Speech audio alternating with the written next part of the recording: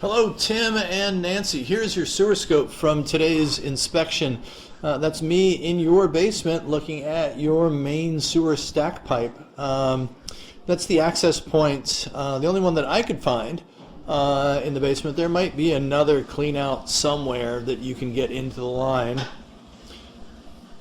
But this was my best shot. A little cramped to get back in there behind the water softener, but all in all, not too bad. We're in ABS, black plastic pipe. Very typical for when your house was built.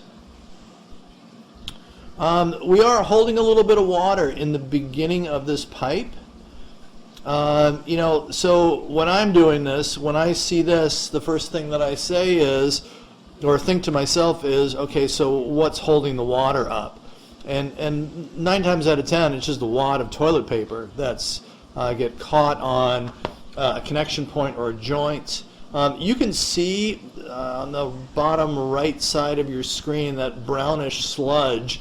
That's buildup. Typically smooth-walled plastic pipe, you don't tend to get. There's the paper right there that was hung up on a lip right there. Typically you don't get a lot of buildup, but I think at that point in the pipe there's a little bit of a low spot in there. So at that connection point, this connection point also, which is the transition to SDR, another type of plastic, you have the propensity to grab onto stuff, whether it's natural materials or paper products or whatever it is. I'll recommend in your written reports, that sometime in the future, and it's by no means an urgent matter, sometime in the future, have the pipe cleaned.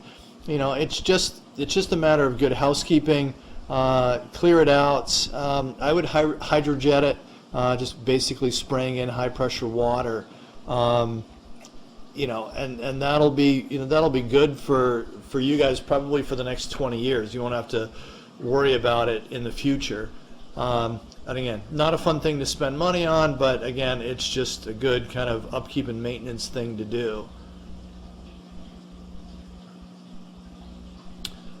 So once I got past that wad of toilet paper, basically that freed it up and the water started to flow freely after that. No doubt that if you run a high volume of water, either undoing the jetted tub or after the tub's been filled, running that, or even just a load of laundry, that's going to clear that out, and you're not really going to have to worry about it. You'll see on the return journey that the vast majority of that water has cleared out. The exception is right around that spot that we were just talking about.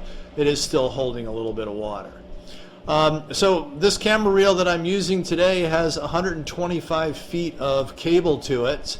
With the distance to the clean out, that checks out. So this was the full extent, or for the most part, for the full extent that I could get. So 125 feet, 122 feet if you want to be very precise, of all in all good plastic pipe that just needs a little bit of TLC at some point in the future.